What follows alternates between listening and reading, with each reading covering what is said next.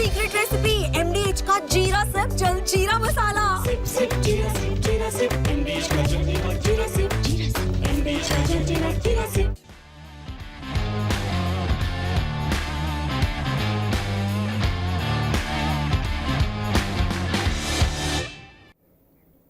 नमस्कार, स्पोर्ट्स 9 में आप सभी का स्वागत है। मैं हूं शिवेंद्र, मेरे साथ हैं मेरी सहयोगी अंकिता और साथ ही साथ सिराज ही सिराज, हर तरफ जलवा। मतलब काम ऐसा कर दिया है सिराज ने कि हर तरफ से उनके लिए वाहवाही और अच्छी खबरें ही आ रही हैं। आईसीसी रैंकिंग्स में उनको जबरदस्त फायदा हुआ है, उस पर बातचीत करेंगे। साथ ही साथ एशिया कप को लेकर हलचल शुरू हो गई है। यूं तो भारतीय टीम को लगभग अभी 1 महीने आराम करना है, लेकिन एशिया कप जो खेला जाना है उसको लेकर क्या कुछ अपडेट्स हैं वो भी आपको बताएंगे। लेकिन सबसे पहले अपडेट से शुरुआत करते हैं और मोहम्मद सिराज की बात कर लेते हैं, क्योंकि अभी टॉक ऑफ द टाउन वही है। फिलहाल जो खबर है वो ये कि इंग्लैंड में शानदार प्रदर्शन का सिराज को इनाम मिला है। आईसीसी रैंकिंग में 12 पायदान की उन्होंने लगाई है छलांग और ताजा रैंकिंग में 15वीं पायदान पर पहुंच गए हैं मोहम्मद सिराज। सिराज के अब तक के करियर की ये सर्वश्रेष्ठ रैंकिंग है। सिराज के खाते में अब 674 रेटिंग पॉइंट हैं, यानी 674 रेटिंग पॉइंट सिराज के खाते में है। कई बार आपके करियर में एक कोई सीरीज ऐसी होती है जो आपके लिए करियर डिफाइनिंग सीरीज हो जाती है, और अभी तक का सिराज का जो करियर रहा है, टेस्ट करियर जो रहा है, उसको अगर आप देखेंगे तो आप ये कह सकते हैं कि वो जिस तरह से उन्होंने इस सीरीज में भारतीय तेज गेंदबाजी को चलाया, खासतौर पर बुमराह की एब्सेंस में जिन मैचेस में वो परफॉर्म किया उन्होंने, आप कह सकते हैं कि ये उनके करियर की डिफाइनिंग सीरीज होने वाली है। अब इस बात पर चर्चा हो रही है कि भाई बुमराह को ही तेज गेंदबाजी डिपार्टमेंट जो है टीम इंडिया का, उसको लीड करना चाहिए, सिराज को लीड करना चाहिए, माफ कीजिए, क्योंकि सिराज जिस तरह की परफॉर्मेंस कर रहे हैं, जिस तरह की कंसिस्टेंसी है, जिस तरह की फिटनेस है, जिस तरह का कमिटमेंट है, वो कमाल का है। वैसे तो अंकिता, आप किसी प्लेयर से पूछेंगी ना, मैंने कई बार जब आईसीसी रैंकिंग्स पर बात की खिलाड़ियों से, वो कहते हैं भाई साहब कोई बहुत बड़ा फर्क नहीं पड़ता। लेकिन ऐसे समय में जब आप अपनी टीम को जीत दिलाकर आ रहे हो, ऐसे समय में जब हर कोई, मतलब कोच से लेके कप्तान से लेके हर बड़े खिलाड़ी से लेके पूर्व खिलाड़ी से लेकर उसकी जुबान पर पहला नाम मोहम्मद सिराज का आ रहा हो, क्योंकि जिस तरह से उन्होंने आखिरी दिन वो 35 रन डिफेंड करने में 5 ओवर फेंके, कुल 10 ओवर फेंके गए थे, तो उसके बाद ये रैंकिंग में सर्वश्रेष्ठ पायदान पर पहुंचना, ये अपने आप में जो एक भरोसा आता है ना कि नहीं, कोई भी XYZ, मतलब जो बुमराह कर सकते हैं या जो अलग अलग देशों के खिलाड़ियों ने अपने अपने समय में किया है, बड़े कारनामे किए हैं, वो मैं क्यों नहीं कर सकता हूं। मतलब निश्चित तौर पर इससे भी सिराज का आत्मविश्वास बढ़ेगा ही बढ़ेगा। बिल्कुल। और देखिए, मतलब मैनचेस्टर में जब बुमराह खेल रहे थे, वहीं से उससे पहले ही सवाल उठ रहे थे कि भाई बुमराह को जो है वो मैच खेलना चाहिए। वो टीम इंडिया के जो है वो सबसे बड़ी, अगर हम बात करें, दीवार की बात करें, तो वो नजर आते हैं। लेकिन जसप्रीत बुमराह जब अगला टेस्ट मैच नहीं खेलेंगे तो सवाल और ज़्यादा उठ रहे थे कि भाई ड्रॉ हो गया मैच, अब अगला मुकाबला जो है वो जीत के साथ ही अंत आपको करना पड़ेगा। लेकिन वहां पर सिराज ने जिस तरीके से गेंदबाजी की, यानी कि पहली इनिंग में 4 विकेट और दूसरी इनिंग में जो है वो 5 विकेट लिया, तो ये दर्शाता है कि इस खिलाड़ी में वो कैलिबर है, वो पोटेंशियल है। और जब बिलीव की बात आती है तो वो बिलीव जो है वो अभी तक सिराज जसप्रीत के लिए बोल रहे थे, लेकिन अब पूरा हिंदुस्तान जो है उनकी वाहवाही कर रहा है, उनका गुणगान कर रहा है और डिजर्व भी करते हैं यहाँ पर मोहम्मद सिराज। जिस तरीके से गेंदबाजी हुई और खासतौर पर 35 रन जो है वो 5वें दिन इंग्लैंड को चाहिए जीत के लिए, और 4 विकेट जो चाहिए था वो भारतीय टीम के लिए चाहिए था। और मुश्किल बहुत था, लेकिन जैसे सिराज ने कहा कि सिर्फ एक एरिया को आपको चुनना पड़ेगा और वो अच्छी एरियाज में अगर आप गेंदबाजी करेंगे तो आपको विकेट्स मिलेंगे। वही किया सिराज ने और डेफिनेटली उसका फायदा भी मिला और ये डिजर्व भी यहाँ पर सिराज करते थे। जिस तरीके से लगातार उन्होंने 5 टेस्ट मैच खेले और एक भी मैच में आराम नहीं लिया, सबसे ज्यादा ओवर्स भी उन्होंने किए, तो ये दर्शाता है कि तेज गेंदबाज के लिए कितनी टफ कंडीशंस हो सकती हैं, मुश्किलें कितनी हो सकती है। उस मुश्किल परिस्थिति में जिस तरीके से सिराज ने संभाला, मैच को जिताया और सीरीज जो है वो ड्रॉ करवाई, सबसे बड़ा योगदान जो है कह लीजिए कि सबका था। लेकिन जब बात आती है किसी एक खिलाड़ी की, पर्टिकुलर खिलाड़ी की, तो हम कहते हैं ना कि आपको मैच जो है वो बल्लेबाज जिताते, लेकिन जब एक सीरीज की बात आती है, एक टूर्नामेंट की बात आती है, तो वहां पर गेंदबाज जो है वो आपको सबसे बड़ा हीरो नजर आता है। तो ये डिजर्व करते थे मोहम्मद सिराज और कमाल की गेंदबाजी उन्होंने की है इस पूरे सीरीज में। बिल्कुल, और जो गेंदबाजी उन्होंने की है, उस गेंदबाजी की बदौलत ही भारतीय टीम जो है वो सीरीज को लेवल कर पाई, और वो जो अचीवमेंट है लेवल करने में सीरीज को, वो अपने आप में बड़ा अचीवमेंट है, क्योंकि चर्चा इसी बात को लेकर थी कि क्या होगा इस टीम का। बड़ी ही कम अनुभव वाले खिलाड़ी इस दौरे पर जा रहे हैं।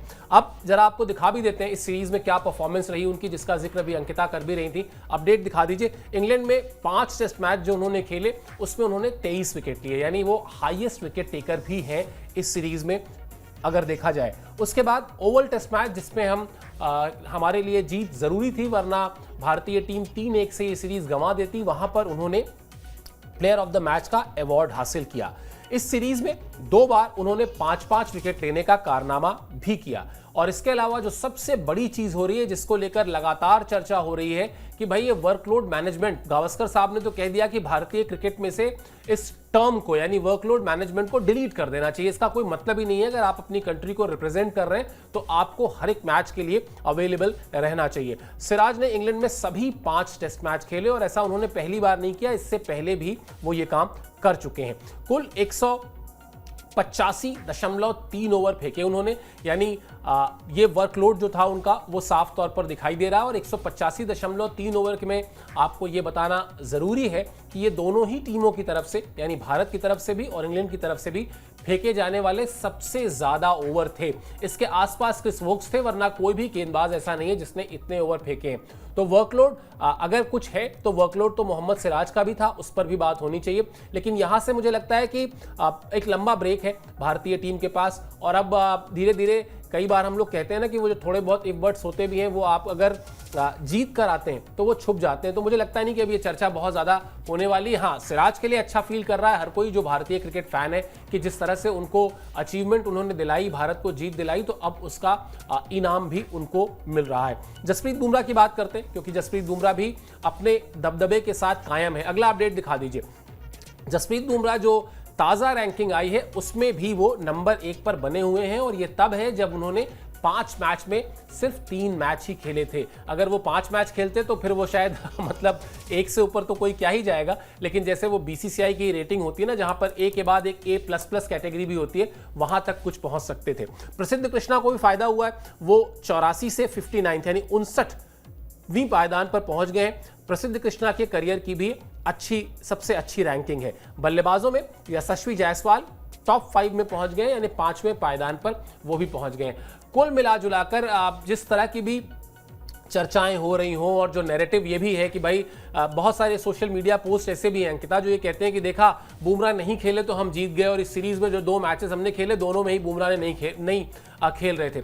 लेकिन फैक्ट ये है कि बुमराह जो है वो दिखा रहे हैं कि हम 5 में से 3 टेस्ट मैच खेलकर भी उनको अभी भी वो नंबर 1 पर बने हुए हैं। उनका जो योगदान है, या जैसे आप कहते हैं ना कि रिले रेस है, मान लेते हैं 4 लोग वो दौड़ रहे हैं, जिसने फिनिश किया वो उसके फिनिश करने से आप नंबर 1 आते हैं, लेकिन उससे पहले जो 3 लोग दौड़े थे जिन्होंने लाके आपको वो पकड़ाई थी बाधा दौड़ में, जो रिले कहते हैं जिसको, तो वो उनका भी योगदान इतना ही है जो पहले दौड़े थे या दूसरे नंबर पे दौड़े थे। वैसे ही है कि बुमराह को आप ये कह दें कि नहीं वो नहीं खेले थे इसलिए जीत रहे हैं, ऐसा कुछ नहीं। बुमराह है, बुमराह भी वर्ल्ड क्लास प्लेयर है।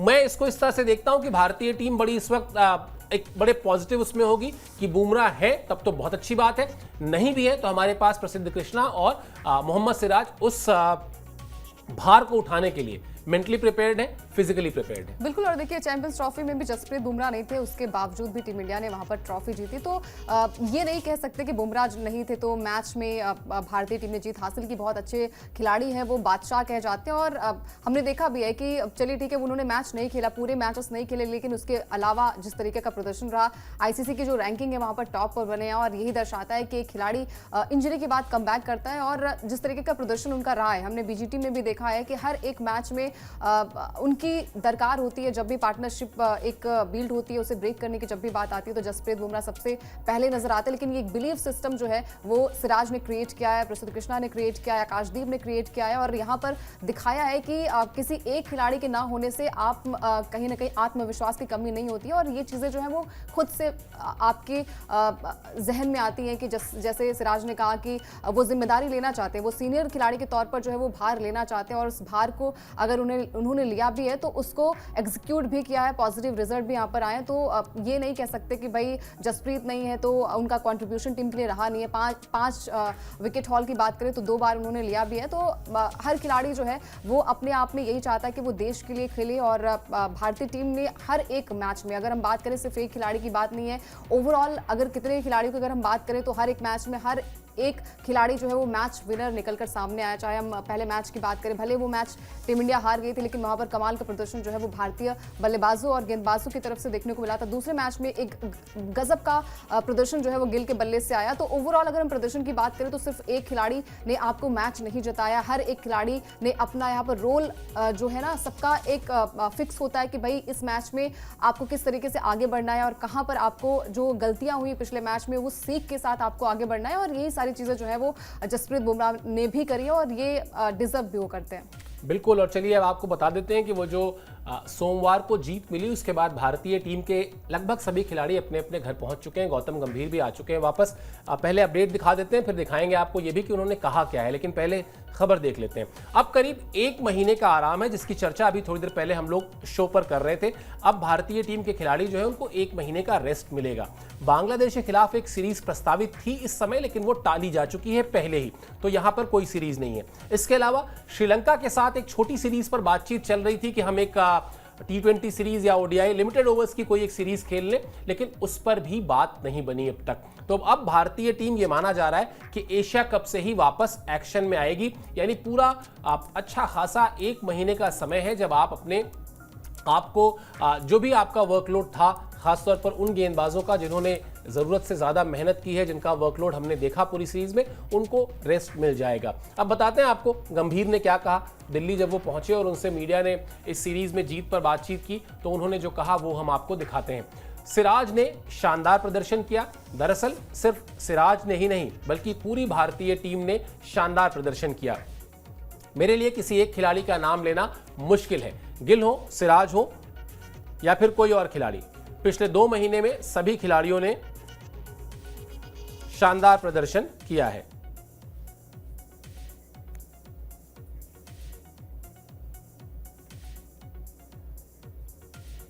अब एशिया कप की बात कर लेते हैं, क्योंकि एशिया कप की हलचल, जैसा हम वीडियो वॉल पर अपनी कह भी रहे हैं, वो भी शुरू हो गई है। सबसे पहले आपको बता देते हैं कि एशिया कप जो है उसका शेड्यूल क्या है, किस तरह का पूरा जो इस टूर्नामेंट का कार्यक्रम है वो क्या रहने वाला है। 9 सितंबर से यूएई में खेला जाना है एशिया कप।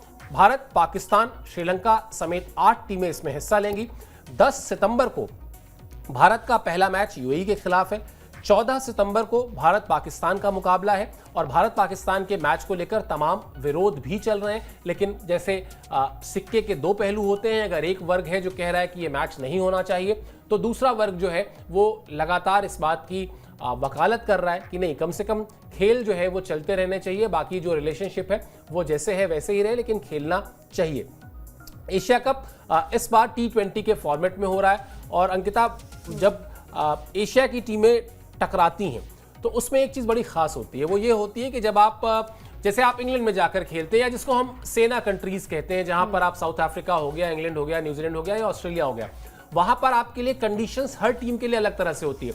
लेकिन एशियन टीमें जब टकराती हैं तो इनको एक दूसरे की कंडीशंस का बहुत अच्छी तरह अंदाजा होता है। कई बार जो छोटी टीमें हैं, जिनको देखकर लगता है कि अपेक्षाकृत कमजोर टीमें हैं, वो भी एशिया कप में आकर उलट फेर करके चली जाती हैं। तो मजा आने वाला है, कम से कम क्रिकेट का एक्शन जो है वो भरपूर होगा। बिल्कुल। और देखिए, मतलब जब एशिया कप की बात आती है तो फिर मतलब सिराज, हालांकि पिछला जो एशिया कप हुआ था वो ओडीआई फॉर्मेट में हुआ था, वहां पर सिराज ने सबसे ज्यादा विकेट्स लिए थे और श्रीलंका को हराया था। भारतीय टीम ने वहां पर जीत हासिल की थी, लेकिन अब जो है विराट और रोहित नहीं है। और T20 फॉर्मेट की बात करें तो कप्तान सूर्य कुमार यादव है और यहाँ पर एक बार फिर से भारतीय टीम के ऊपर एक बड़ी जिम्मेदारी होगी कि भाई T20 फॉर्मेट में जिस तरीके से हमने वर्ल्ड कप जीता था, अब एशिया कप की बारी है कि क्या यहाँ पर क्योंकि ट्रैक रिकॉर्ड जो है वो सूर्या का काफी अच्छा है और गंभीर के साथ उनकी तालमेल बहुत अच्छी नजर आ रही है T20 फॉर्मेट में। तो कहीं ना कहीं हर किसी की नज़रें जो है इस पर भी होंगी कि कौन यहाँ पर खिलाड़ी खेलेगा, कौन खिलाड़ी यहाँ पर नहीं खेलेगा, क्योंकि अभी टेस्ट फॉर्मेट की बात करें तो हर खिलाड़ी ने बढ़िया प्रदर्शन किया। आईपीएल की बात करें तो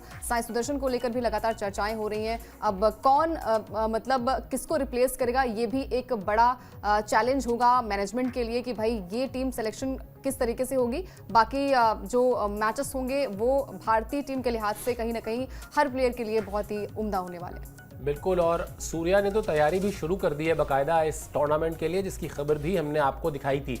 और क्या हलचल चल रही है भाई, कोई भी टूर्नामेंट होता है तो सबसे पहले चर्चा शुरू हो जाती है क्रिकेट फैंस के बीच, और वो चर्चा सिर्फ क्रिकेट फैंस के बीच नहीं शुरू होती बल्कि जो सिलेक्टर्स हैं उनमें भी चर्चा शुरू हो जाती है। वहीं से जो खबरें निकल कर आती हैं वो हम आप तक पहुंचाते हैं। क्या चल रहा है वहां पर, किस तरह से चर्चाएं चल रही हैं सिलेक्शन को लेकर, वो भी आपको बता देते हैं। लगभग 10 दिन मान के चलिए, 10 दिन के बाद टीम इंडिया का ऐलान हो जाएगा एशिया कप के लिए। शुभमन गिल की वापसी पर चर्चा हो रही है कि शुभमन गिल को वापस लाया जाएगा T20 टीम में। अब उन्होंने जो आखिरी T20 मैच खेला था वो खेला था जुलाई 2024 में, यानी लगभग 1 साल पहले।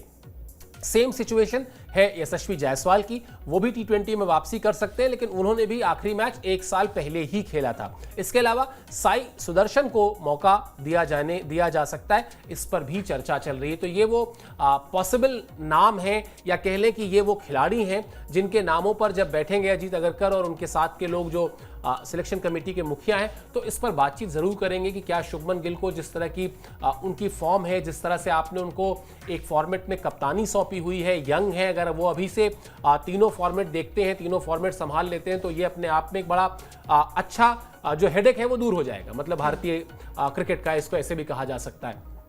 तो ये सारे नाम चर्चा में रहने वाले हैं। अंकिता, मुझे लगता है T20 को लेके तो T20 में टीम सिलेक्शन को लेके एक्चुअली बहुत ज्यादा टेंशन रहती नहीं, क्योंकि आप वो जो साल के 2 महीने आईपीएल खेलते हैं वो हर खिलाड़ी, मतलब आप चाहे साई सुदर्शन का नाम ले लें, चाहे आप शुभमन गिल का नाम ले लें, चाहे आप यशस्वी जायसवाल का नाम ले लें, इनके लिए ऐसा नहीं कि T20 फॉर्मेट कोई बड़ा नया फॉर्मेट है या इसके लिए कुछ अलग तरीके से तैयार करना है। इस फॉर्मेट को तो ये सारे खिलाड़ी बहुत एंजॉय करते हैं, और साल के 2 महीने बाकायदा, मतलब बाकी इंटरनेशनल मैचेस अगर मैं छोड़ भी देता हूं, चलिए इंटरनेशनल मैचेस नहीं खेले, लेकिन साल के 2 महीने वो जो आईपीएल में खेलते हैं, तो उसका तजुर्बा, उसका जो स्विच ऑन स्विच ऑफ करना है, वो सब इन्हें आता है। तो अगर इन खिलाड़ियों का जिनको हम जिक्र कर रहे हैं, भले ही लंबे समय के बाद आएंगे, अगर आते हैं तो फिर भी उनको कुछ नया करने की जरूरत नहीं है, फॉर्मेट से अच्छी तरह वो परिचित है।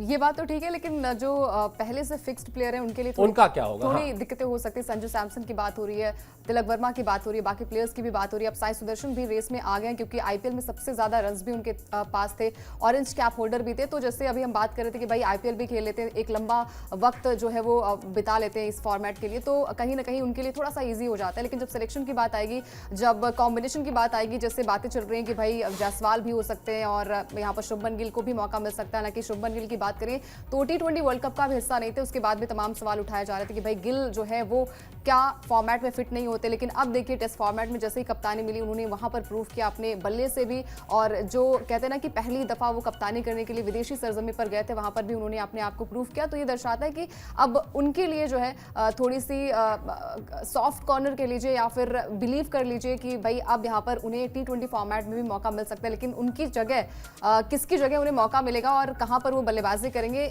ये पता चलेगा जब स्क्वाड का ऐलान किया जाएगा। लेकिन वही बाकी प्लेयर्स जो है वो कहीं ना कहीं माइंड मेकअप बना होता है कि भाई हमने आईपीएल भी खेला है और एशियन कंडीशंस है, तो वहाँ पर जैसे हमने कहा कि हर टीम को पता होता है कि क्या उनकी खामियां हैं, क्या लाभ वहाँ पर उनको मिल सकता है। तो सारी चीज़ों से वाकिफ तो यहाँ पर प्लेयर्स होते हैं, लेकिन अब खतरे की घंटी जो है वो बाकी प्लेयर्स के लिए भी हो सकती है, क्योंकि खबरें आ रही है कि जायसवाल, गिल और साई सुदर्शन भी इस रेस में शामिल हो सकते हैं। बिल्कुल, और सबसे बड़ा सरदर्द जो है वो कप्तान के लिए होने वाला है कि ओपन किससे कराएंगे, क्योंकि वहाँ पे अभिषेक शर्मा जो है वो ऑलरेडी बैठे हुए हैं, और अभिषेक शर्मा ने इस फॉर्मेट में जिस तरह से बल्लेबाजी की है, खुद को जिस तरीके से स्थापित किया है, आप उनको भी नहीं छेड़ सकते हैं। तो वो तो कंफर्म है। उसके बाद जो दूसरी सीट है वहां के लिए आप लड़ाई करिए, या वहां के लिए अपनी चॉइस जो है वो आप रखिए। बहरहाल जब कप्तान के सामने एक से ज्यादा विकल्प होते हैं तो वो उसको हमेशा एक अच्छे सरदर्द की तरह लेता है कि चलो कम से कम एक हेल्दी कंपटीशन है, मेरे पास ऑप्शंस है। अब जब शुरू होगी ये हलचल, जब इसमें और नाम आएंगे या जिसके नाम आगे पीछे होंगे,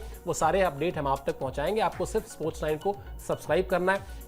अपडेट, खेल की दुनिया के हर एक अपडेट को आप तक पहुंचाने की जिम्मेदारी हमारी आपसे प्रॉमिस है, मतलब रहेगी, वो हम करते रहेंगे। फिलहाल अभी इस शो में आपने हमारे लिए समय निकाला, बहुत बहुत शुक्रिया, बहुत बहुत आभार।